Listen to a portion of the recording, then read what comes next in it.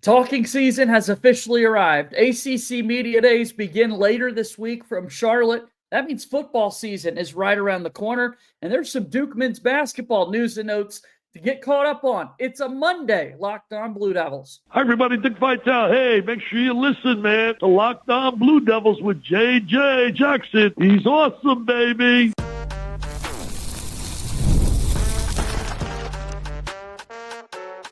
You are Locked On Blue Devils, your daily podcast on the Duke Blue Devils. Part of the Locked On Podcast Network, your team every day.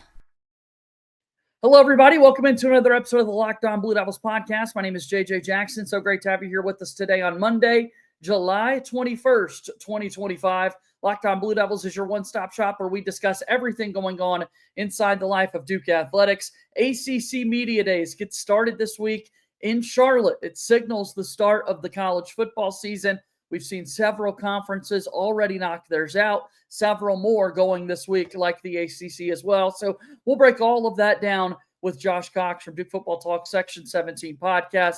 Going to talk a little basketball at the end of the program as well. A couple of news and notes that we want to highlight here on today's show. If you have not done so already, please be sure to follow and subscribe to Locked On Blue Devils for free, wherever it is that you get your podcast. Be sure to leave us a 5-star rating and written review. Go ahead and like this video, share it with your friends, and be sure, of course, that you're spreading the word of Locked On Blue Devils. Subscribe to our YouTube channel. We really do appreciate all the support. So without further ado, the aforementioned Josh Cox is here with me on today's show. It is good to see you, my friend. I'm glad that ACC Media Days have arrived. It just signals, man, we're getting closer to actually having some football games to watch. Oh, no question, JJ. And been a couple of weeks, man, since I've been on. It's good to see you again. But yeah, you're right, man. This week in July, really, to me, it's the start, right? It's the start of the football season. Obviously, getting down there to Charlotte, be able to get some FaceTime there with Coach Diaz and some of those players, and then camp is starting and all that good stuff, man. It's going to be kickoff's going to be here before we know it, isn't it? Yeah, no doubt about that. Each and every year and each and every media days, like a lot of people are always curious going into it, what are going to be the headlines? What are going to be these storylines that we're talking about and that sort of thing? And obviously we kind of follow suit with what Greg Sankey and the SEC are doing this past week with their remarks there. People curious when you look at the conference as a whole, what are kind of be those big talking points that Commissioner Phillips will address when he takes to the podium on Tuesday morning. There's talk always about the changing landscape of the sport, players now with the House settlement as of July 1st, roster limits at 105. You've got, you look at eligibility things that people always want to talk about. The transfer portal is so rampant. How many schools make it into the college football playoff? I mean, there are so many different things that could be talked about, man. I have no idea where Commissioner Phillips is going to want to go when he makes his remarks. Yeah, it will be interesting. And then you have, for the ACC specifically, you have the restructuring of their deal, to appease, let's be honest, Right. to appease Florida State and Clemson.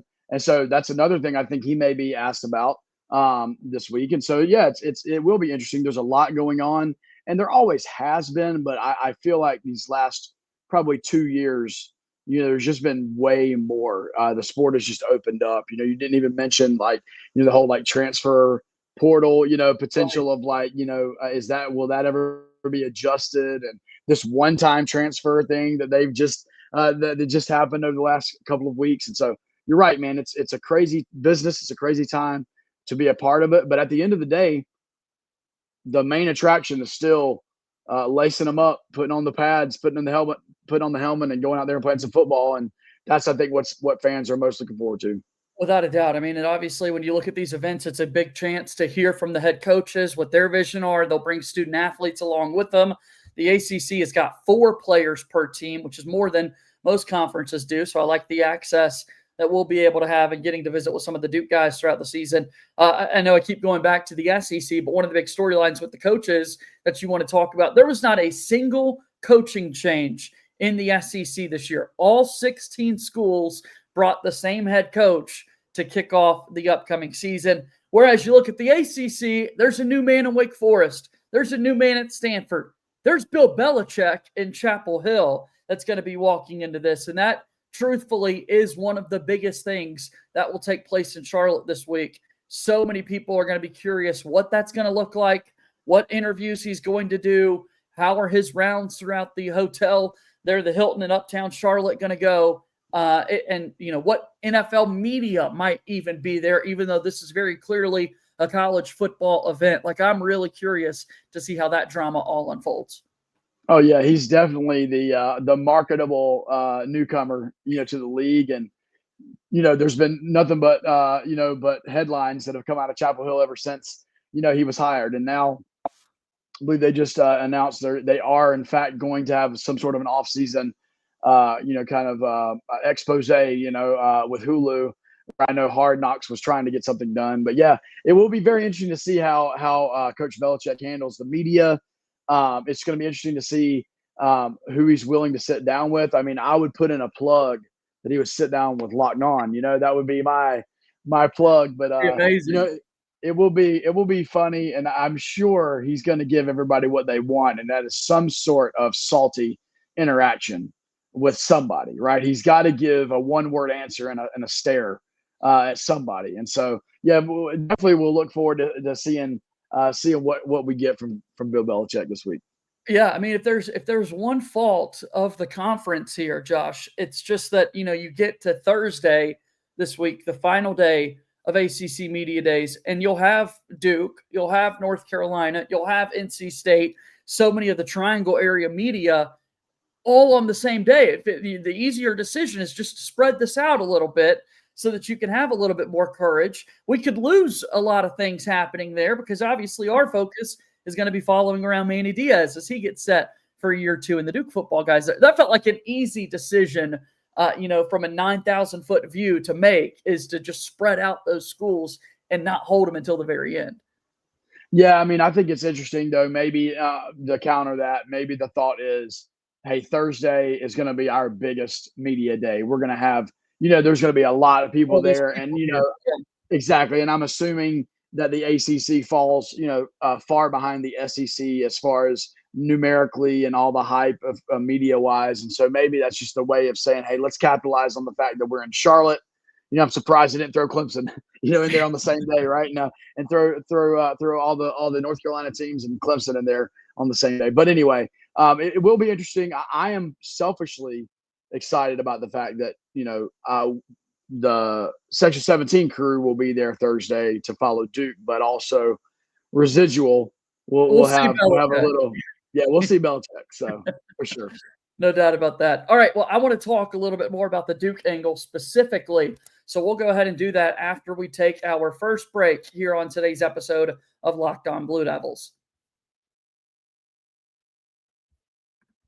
Locked On Blue Devils here today is brought to you by our friends over at Monarch Money. Do you ever wish managing your money felt easier? Well, with Monarch Money, it can. Whether you're growing your savings or planning a big purchase, Monarch puts you in a driver's seat. It's like having your own personal CFO, giving you full visibility and control over your finances. Monarch Money is more than a budgeting app. It's a complete financial command center. You can track all your accounts, investments, and spending in one place. So in addition to managing your money, you're also building wealth. I love using Monarch Money. Once I started, I was able to see just how much I was spending on things like food delivery. Now I'm able to budget smarter and save more. Take control of your finances with Monarch Money. Use code LOCKEDONCOLLEGE at monarchmoney.com for 50% off your first year. That's monarchmoney.com, code LOCKEDONCOLLEGE for half off your first year. Monarch Money is a proud sponsor of Locked On Blue Devils. Okay, the show continues. Josh Cox here with me, getting set for ACC Media Days this week in Charlotte. Going to have several big guests on the program throughout the week, so stay tuned here on the show to catch all that throughout the week. That's why you really need to subscribe to Locked On Blue Devils. Thursday comes, and Duke will show up there for the ACC Media Day festivities. What do you think are going to be kind of the big things that Manny Diaz wants to address? He'll take the big podium. What are his opening remarks going to highlight, if you had to guess, Josh?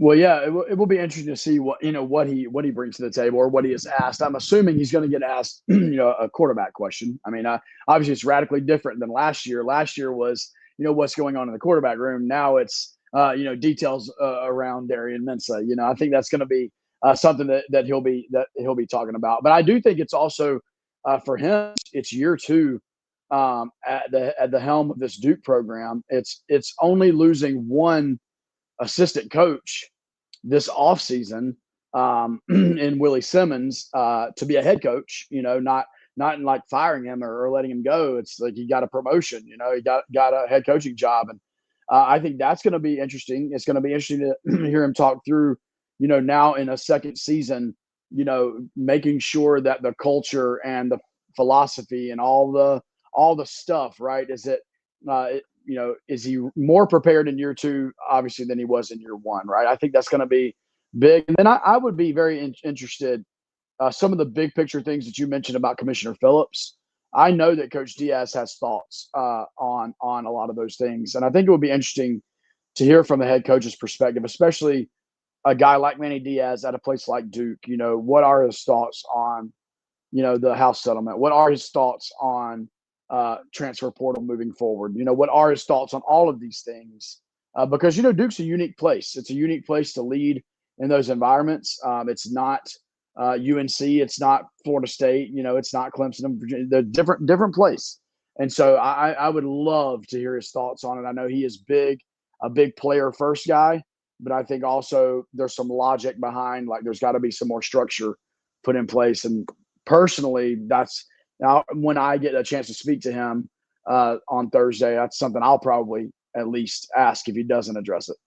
Yeah, I mean, you think about the guys that he's going to have along with him, talking about the players in particular, and the quarterback is obviously where every team in America looks at first. Who's under center for us? Darian Mensah is going to be there in Charlotte, so there's a vote of confidence already. You go out in the transfer portal, it's like free agency now, unfortunately, with the way the college landscape looks, where if you go out and spend money, you might as well use it. You've invested in these people. That's why you brought them into the fold, and that's going to be the case with Darian Mensah. I'm excited personally to get to know Darian better and for the world to get to know him a little bit better as well. Now that you're stepping into the ACC, now that you're stepping into a school like Duke, this is one of the first real opportunities for people to figure out, who is this guy? What makes him tick? How successful is he going to be as a player out there on the field? Yeah, and Duke, I think it's strategic. Duke, kind of very much kept him pretty private, since he's arrived on campus, and that's obviously their prerogative. But you're right. It's going to be great to have a microphone in front of him and be able to ask away and kind of get to know this guy, because obviously Duke, went heavily in on Darian Mensah, and he is the guy that they wanted leading this offense, and handpicked, and and went after him, and beat out what we've heard are some pretty substantial other schools that were in the market for him. And so, yeah, you're right. It kind of begins and ends at quarterback as far as what's going to be the priority as far as the talking point, but especially because of Duke's unique situation this past offseason, he's definitely going to be the first guy that people want to hear from. Yep. So they'll hear from him. And then the other three players in Charlotte this week for the Duke Blue Devils: Brian Parker II, Wesley Williams, Chandler Rivers, some veterans on the team. You look at the leaders of this team inside the locker room. Those are probably three of the players that come to mind. Just a thought on each of those guys, if you will, Josh. Yeah, I mean, I'll start with Brian Parker. I mean, I think you've got a guy there. No one was aware of the Brian Parker, as good as he was. And then Graham Barton, back in that Notre Dame game, we find out, the day of the game that he had been nursing I believe it was a head injury. And Brian Parker ends up having to fill in as a freshman against Notre Dame and does a great job. And then from that point, he was on the radar, right? These last two seasons have been incredible. There's some PFF numbers that just were released over the last few days. And I think he's given up one sack and like 800 plus snaps or something crazy like that. And so, yeah, and Brian's a great guy. We've gotten to know Brian over the years. And so he'll be a great conversation. Wes Williams has been that guy, man. Ever since he's shown up on campus, he's been the potential guy. Man, this guy's got great potential. Well, now it's like, okay, like you got the great potential. The numbers are backing it up. Now let's have that season that I think everybody, including Wes and his camp and his family and his team, his people.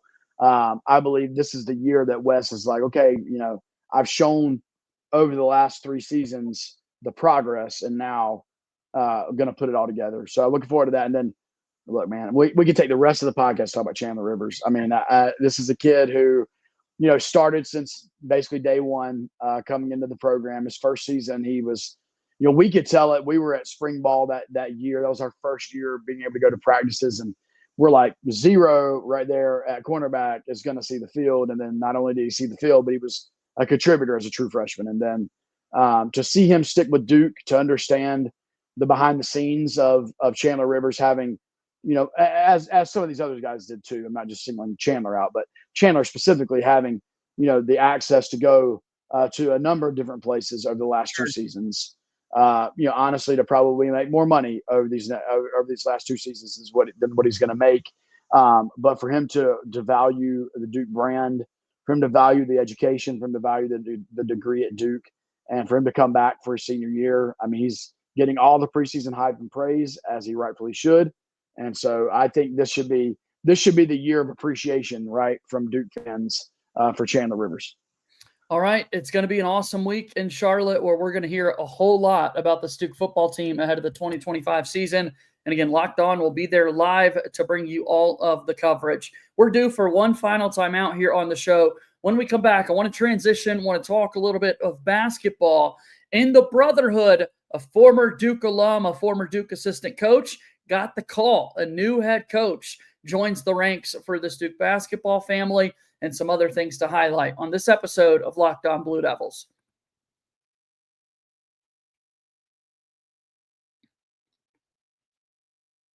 Thank you so much for making Locked On Blue Devils your first listen and your first watch here today. For your second listen, make sure that you go check out The Portal Show. Locked On's very own Brian Smith has the latest news and rumors and notes to keep up with the ever-changing college football landscape. Find The Portal Show wherever you get your podcasts and also on YouTube. Also, be sure to check out Locked On College Basketball. Andy Patton and Isaac Shade keep you up to date on everything that's going on in college basketball. And of course, the Duke Blue Devils are talked about quite frequently. So go check it all out. Locked On College Basketball, wherever it is that you get your podcasts, and also watch on YouTube. Please be sure also to subscribe to our show, Locked On Blue Devils, for free wherever you get your podcast.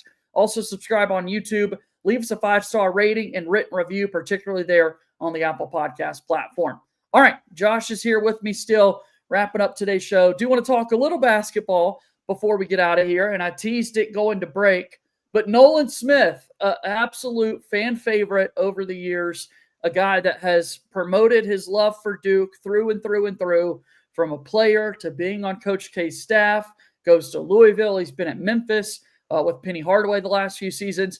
Finally got the call. He's a head coach. He's going to Nashville, Tennessee to take over the Tennessee State Tigers program. Really, really exciting stuff for NDOT there, Josh. Yeah, for sure. And before I address that, I want to say it's good to see Dick Vitale back at the opening of this podcast, the way, since we're talking basketball. But yeah, man, I mean, listen, Nolan Smith is an icon and legend at Duke, obviously a national champion, really responsible for the Duke Blue Planet. I know Dave Bradley is obviously the guy behind it, but like Nolan Smith was the guy that was like, let's open this social media world, right? Let's tell the story of what we want Duke to be. And this is why it was still a player. Nolan Smith was that guy. And then, he comes back on the coaching staff, responsible for those Brotherhood, navy blue Brotherhood uniforms, by the way. The concept of that was the Nolan Smith brainchild. And then he takes and moves on to Louisville, which is, in hindsight, he may have not done that. And if he had another chance there, that was obviously not ideal there in Louisville. Obviously, a couple of losing seasons there, but he landed on his feet when Penny Hardaway revamped his entire staff. And if you remember that, Penny Hardaway, I think it was about this time, maybe even later in August, a couple years ago, last year, when he was just like, I'm firing everybody. Yep. I'm bringing in a whole new staff. And Nolan was a part of that. And now for him to get a head coaching nod is awesome. I think that the HBCU angle in this matters a whole lot to Nolan Smith. I Sure. believe that's a big deal. I think he's a perfect fit philosophically with that as well. And I mean, listen, we know this, man. Nolan Smith sitting in a young man's living room and talking about, life and basketball and the big picture. Nolan Smith's going to be a good recruiter. He's going to be a guy that's going to be able to speak to today's, student athlete or prospective student athlete. And I would imagine him hitting the portal very quickly with some guys. And, I don't know. I think he's going to be successful, and who knows where it will take him. But Nolan Smith is Smitty, man, through and through. And Duke fans obviously will forever love him. Yeah, I'm curious now is the kind of tricky part for Nolan Smith is you've got to build your own coaching staff, something he hasn't had to do yet. And so we will see, Josh, if any Duke connections could help him put that all together. If there are names out there of people that want to tag along with Nolan Smith on this journey, someone like Nate James, no longer the head coach at Austin Peay, Tennessee ties. I could see that as someone who's got experience that Nolan knows really well that could help him kind of right the ship over there. I don't know. That's going to be really fun to get to see him make those decisions for the first time. Yeah, obviously with the head coaching experience there, Nate James would make sense. And then, of course, you've got the really close connection that Quinn Cook has with Nolan. I just don't know if Quinn, wants to get into coaching. I have no idea. But if he does, this would be an obvious, spot for him. And so, but who knows, man? I think John Shire has shown that getting a variety of perspectives on your staff and not just from one vein, it's been beneficial. And so I could see Nolan leaning on his Louisville and Memphis connections as well as his Duke connections, to build a staff out. But you're right. That's something he's going to have to get started on. I'm sure he's already been making phone calls and probably get some announcements here over the next couple of days. The last thing for us to highlight here today on the show in regards to Duke basketball, we learned of another Brotherhood exhibition run. We heard about a Brotherhood run that's going to take place in the regular season with Duke going head-to-head against Howard and Niagara. Kenny Blakely, Greg Paulus, the head coaches there. We'll see the return of Johnny Dawkins to Cameron Indoor Stadium. Duke, of course, played UCF in the 2019 NCAA tournament.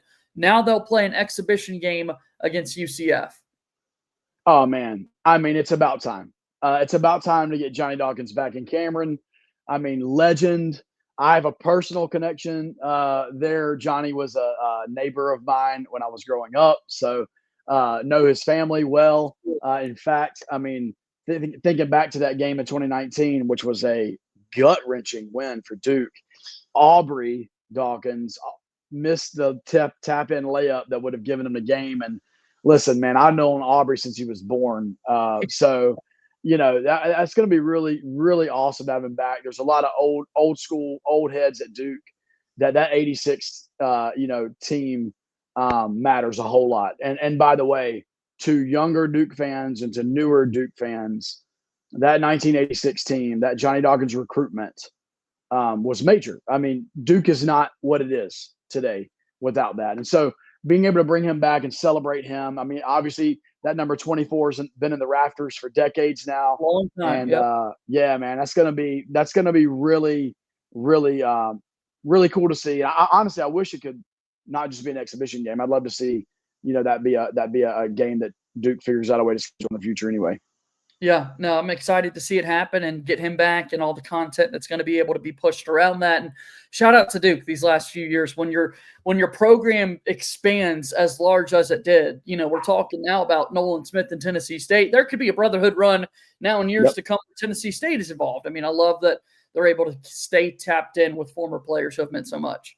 Yeah, and I think too, JJ, I actually think this speaks to the wisdom of John Shire and the team that he's put around him, Shragi and the rest of the guys, because what you have oftentimes when you have an icon like Mike Krzyzewski retire is that you lose that brotherhood connection. Like everybody was like, oh yeah, Coach K was our common denominator, right? Like it was all about Coach K, all about Coach K, all about Coach K. And I played for Coach K in the 80s. I played for Coach K in the 90s. You know what I mean? Like everybody had that bond. And I think John is doing a really good job of intentionally trying to make sure that connection, even though K was the connection, making sure that connection is rooted in Duke as well as Mike Krzyzewski, and bringing these guys back and honoring them and having those times. I mean, bringing back Bobby Hurley last year, and that's something that didn't happen even under K.